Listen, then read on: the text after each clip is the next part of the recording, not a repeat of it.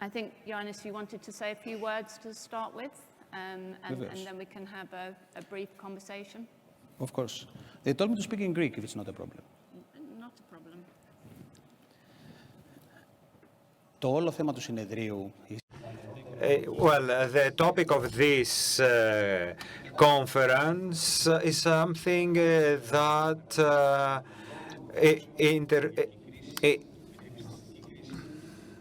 interests the whole Europe and the whole world.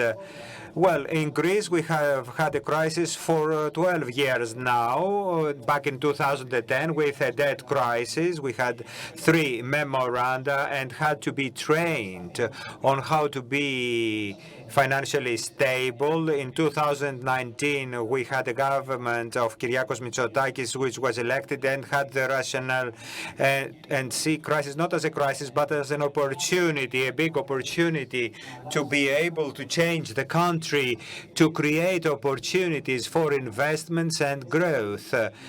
So Greece worked hard during the pandemic at the hard times to transform the state and create the conditions as to make Greece investment destination. We have heard a lot in the morning from Mr. Staikouras. We paid off our debts. We have been upgraded by international houses and regained its reliability. So it managed to handle its financial affairs, which is the basis for growth. But in order to create new jobs, bring investments, and bring money in the country was not enough. We had to transform a lot of different parts of the economy.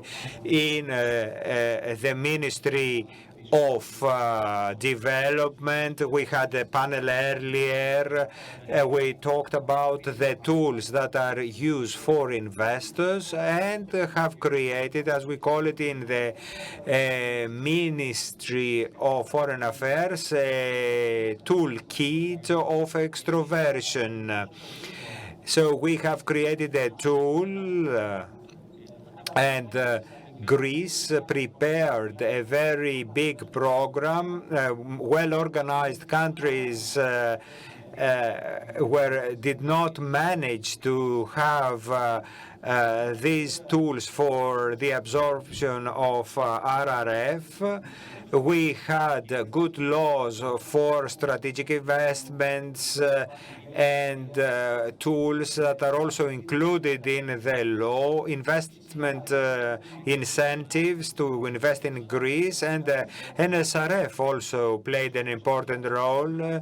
21, 27, we have prepared it quite fast, and programs are already underway, and opportunities for SMEs. And eventually, we create the conditions, either someone is a big, small company, Greek or foreign investor, to be able to find cheap money in Greece, despite the difficulties we are faced with inflation and interest rates that have skyrocketed. We try our best to keep money in Greece and also work in decreasing red tape. That has to do with the transformation of the Greek state. More than 1,500 services are serviced via a click through eGov. So decreasing red tape is a message which was spread in big funds as well, and that led to a very successful tourist period. We had a new record in Greece with regard to tourism. Tourists preferred Greece after the end of the pandemic. That is something the whole government worked for.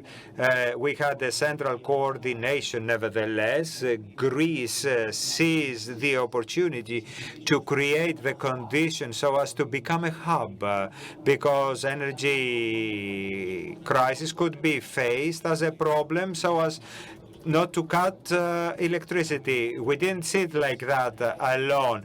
We thought it as an opportunity to create alternative sources to bring energy and make Greece a data hub, an energy hub, and we all work together.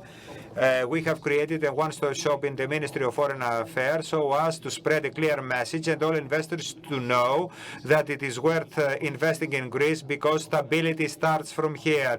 Energy will pass from here. You can have access to different markets, the European market, the Balkan market, and Eastern market, Middle East and Northern Africa. So we are at a strategic geographical point that we use our assets right now to be able to attract bigger players and regionally not to be a source of stability but of growth as well. Okay, thank you. So the involvement of, as far as I understand, the involvement of the Ministry of Foreign Affairs in this area dates back to 2021, early 2021, when I believe there was a new law came into force, according to which the Ministry of Foreign Affairs took over responsibility for economic diplomacy. And the aim of that reform, as you've just emphasized, was to strengthen the external focus of the ministry, promote exports, attract investment. So concretely, what has been the contribution of the MFA and your department to what we've seen, an increase in volumes of inward foreign direct investment? Prime Minister, Mr. Kyriakos Mitsotakis, took a strategic decision back in 2019 that we will have to operate following the paradigm of big countries that use economic diplomacy as a foundation for attracting investments, promoting exports, and creating ties. So in this new organizational chart of the ministry, we established this directorate, this general secretariat. So we have a network of trade attachés and embassies around the world. We added on top of them the Enterprise Greece company, which is the vehicle company to attract investments, and we have another branch that's about how to guarantee exports. So how do you do a proper due diligence for a specific transaction, and how you guarantee an export? So we offer the full service. It's a one-stop shop, actually, using all the tools available in our toolkit, and this is something we present to major investors, funds. We help our partners find reliable partners across the world, so this bit of information may reach any financial player across the world. So whatever all ministries are doing, we let's say, pool this information together so that when there's an interested party in Greece, he or she won't come to our country in order to find out what they can do. No, they will come knowing already the meetings they will have, the agenda they will have, meetings with ministers, stakeholders, etc., so that when they come, they will be ready to take an investment decision. They're not coming to Greece just to check whether they can invest. Of course, this led to certain results. The results so far have been the following: strategic investments submitted to Enterprise Greece, that is the Ministry of Foreign Affairs. These investments amount to 8 billion euros. Greece, in the past 10 years, has had no more than 4 billion euros of investments, and in 2015-2019 the tally was 1.3 billion euros. So we multiplied by 8 our strategic investments within 3 years, and this is something reflected on FDIs, on real FDIs, completed ones, because last year, 2021, we reached 5 billion euros of completed FDIs, a record of the past 20 years.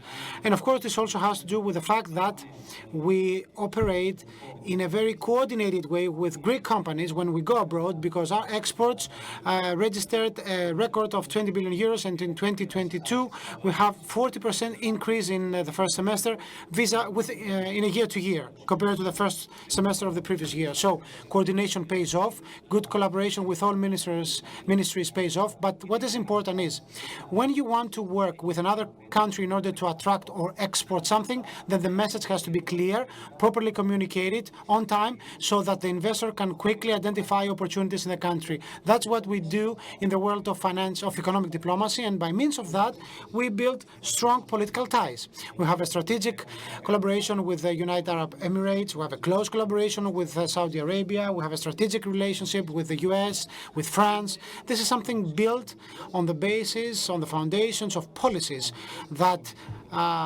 rely on important strategic and financial relationships. Thanks. So a final question, really. So, the numbers, I guess, do speak for themselves.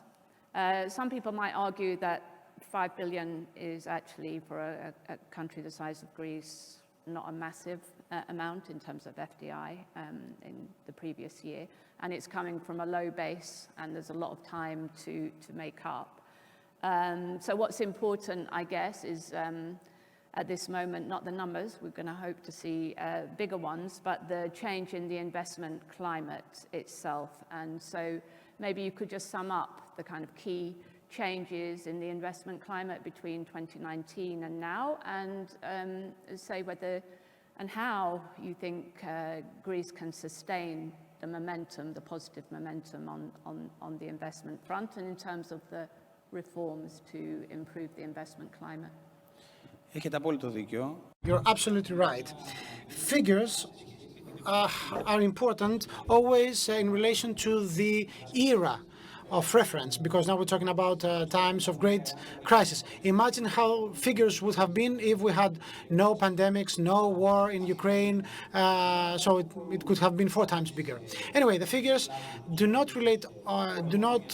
have to do only with the typical sectors we usually talk about, tourism, real estate. No, we're talking about investors on high-tech, innovation, data, renewables, investors who are interested in industry, in manufacturing, and there's a flow of investments, and that's the main, let's say, benefit or the main prize for Greece. In times of turbulence, we built a narrative of trustworthiness that allowed us to welcome small, medium, or large-scale investments in areas where 3 years ago wouldn't mean a thing for investors. Actually, in the past 3 years ago, Pfizer, Amazon, JP Morgan wouldn't have Greece in the radar whatsoever. Cisco, for instance, as well, they are currently invest in Greece, turning Greece into their headquarters for the entire region, and that's very important. In the past, they wouldn't have us in the radar, which means that when you have giant companies entrusting you in these in so diverse sectors, this means that you build your own ecosystems, and that's the important thing. Let me give you an example. You know that Pfizer has built a hub in Thessaloniki, one of the 6 hubs they have in the world. They started with 300 well-qualified and well-paid employees. Currently, they have 700 of them. Soon, they will exceed 1,000 employees, which means that highly skillful, qualified people in northern Greece may be found are currently working for Pfizer. They came back from abroad, and the most important thing, now this hub has become a pole of attraction for experts, let's say, to get a well-paid and deserved job in Thessaloniki. So before going to Silicon Valley, you know you can go to Thessaloniki, and that's your ticket for this international market. That's the importance of having a regional hub. That's the main prize for our country. And when you are able to build these infrastructures, upgraded ones, when you are ready to open up to brand new sectors like big data, etc., then you know very well that the role of this country is being upgraded as we speak. Greece represents a stable pole, a pole of stability, but at the same time, it's a pole of attraction of new technologies and next-gen investments. At which to stop and end the proceedings. And thank you very much for that conversation.